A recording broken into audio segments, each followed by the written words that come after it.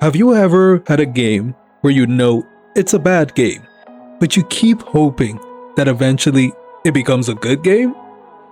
That's Test Drive Unlimited Solar Crown for me.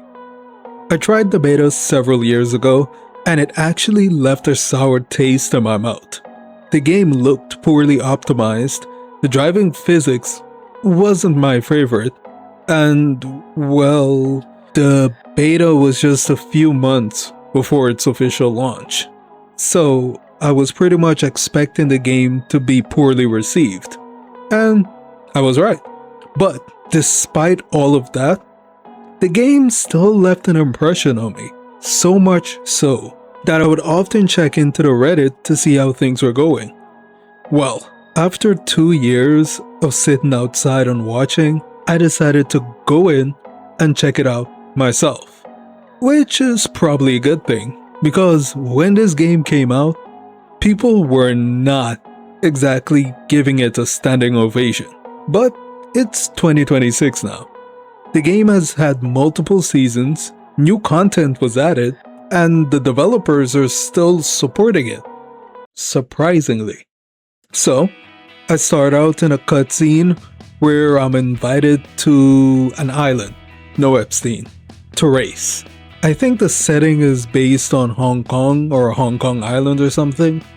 Then we have the typical racing game intro, having to decide what my starter car is. I usually go for an Audi or a JDM car, or if the game is really cultured, a Ford Focus. I did a few races and then I get to a point where I have to decide my clan, the posh or the punks. I went for the punks because I'm pretentious enough in real life. So the clans is pretty much you choosing who you represent in the races, which I think affects the leaderboards for all players, and this is where the game really begins. Test Drive Unlimited Solar Crown, by the way, even as an acronym, it is still a mouthful. Took a different route from the other open world racing games.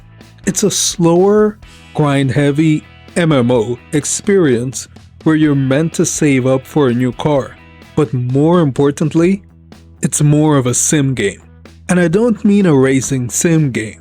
I mean a racing lifestyle simulator game. The immersion is actually pretty top tier. When you buy a car, you don't just click on a menu to buy a car. You have to physically visit the dealership and look around and get a car. These dealerships are all fully modeled, lavish social spaces that you explore in the first-person perspective. You can walk around the cars, open the doors, sit inside, interact with the horn and the indicators, and inspect the interior styling. More importantly, you can take the car for a literal test drive before you commit to buy it.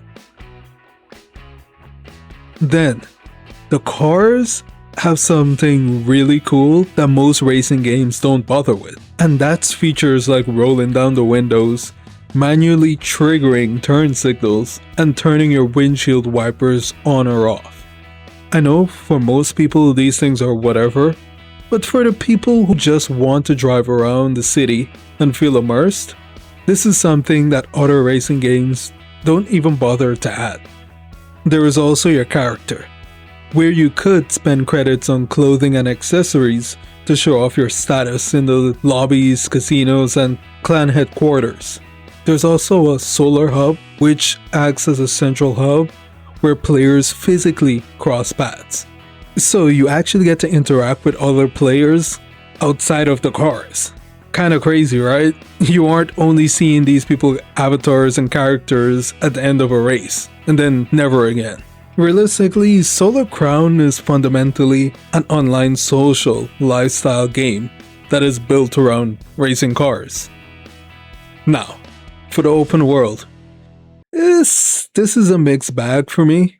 I like it for what it is, but it isn't exciting.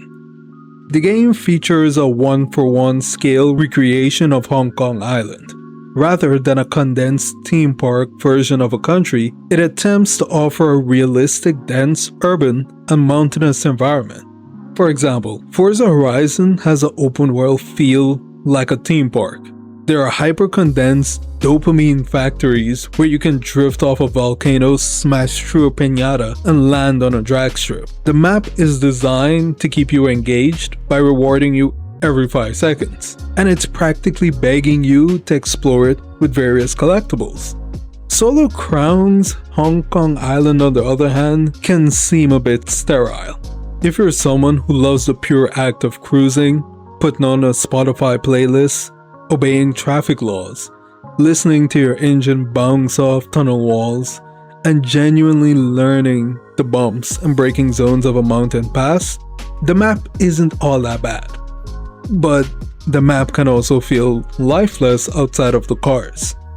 There is a distinct lack of cultural immersion. No bustling pedestrian crowds, no interactive street vendors, and daytime lighting can sometimes make a city look a bit flat and dated compared to the neon-drenched night times.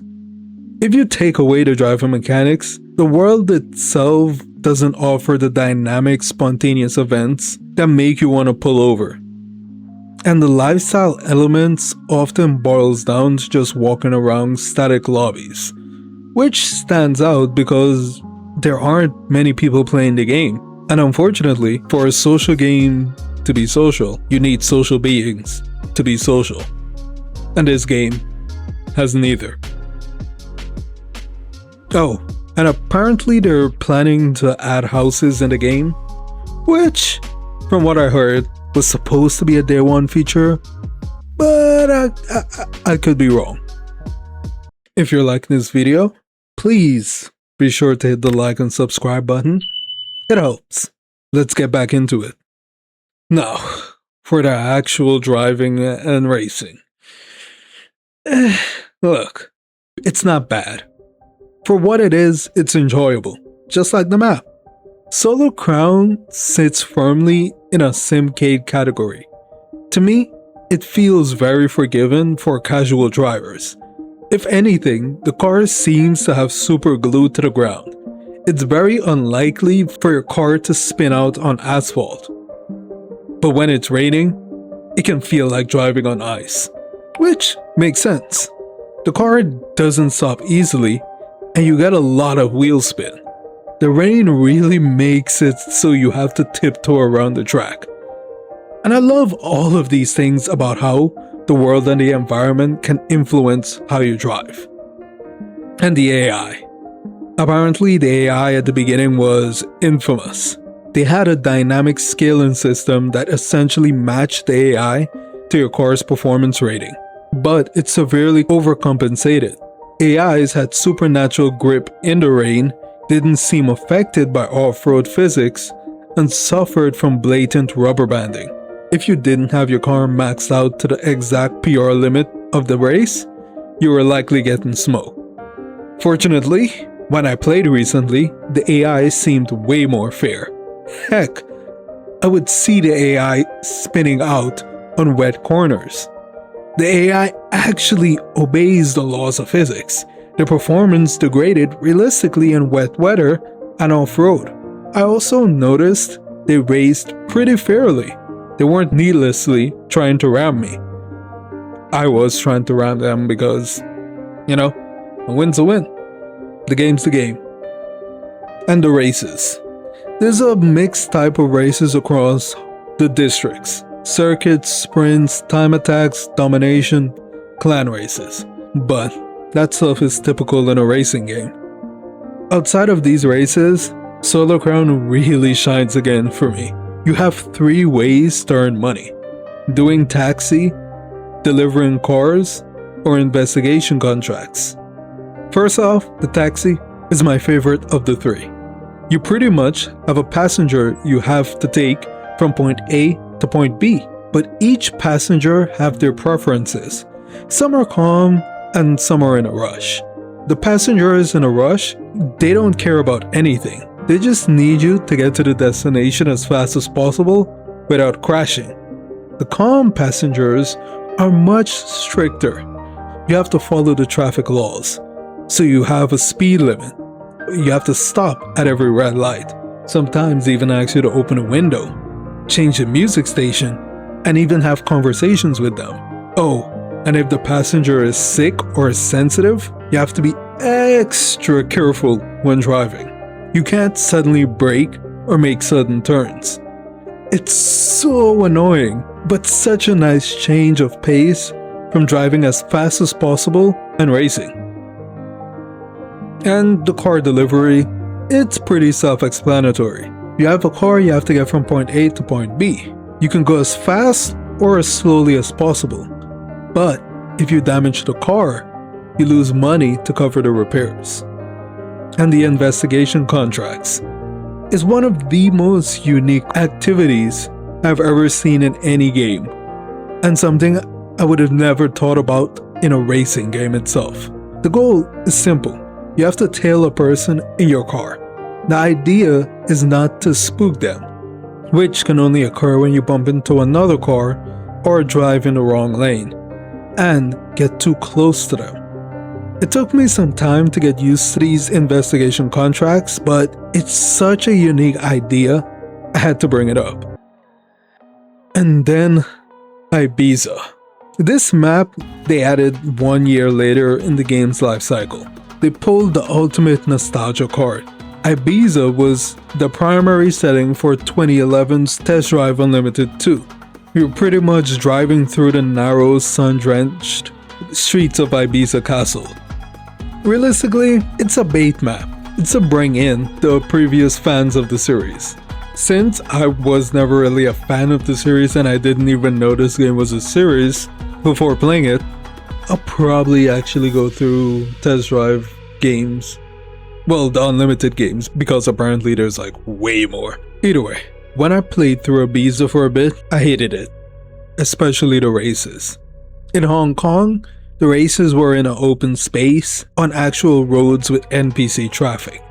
Ibiza, on the other hand, seems like it went the way of racetracks in the city, but with barriers. And the few races I did were narrow and it was impossible to actually overtake anyone. So I don't know whose idea it was, but yeah, that was... I don't like talking about Ibiza. Put it that way. Not my favorite expansion. Even though I really like this game, there are things about it that I can see why most people haven't checked it out. The always online seems to be a thing. Solar Crown was engineered from the ground up on a server-client architecture. It was never designed as a standalone racing game. I don't know why anyone would do that, but okay. It's more of an MMO where the server dictates AI, physics, and progression logic. Even though people have been asking since day one for an offline mode, there still is no ETA on when they will have it. And then, the first impressions.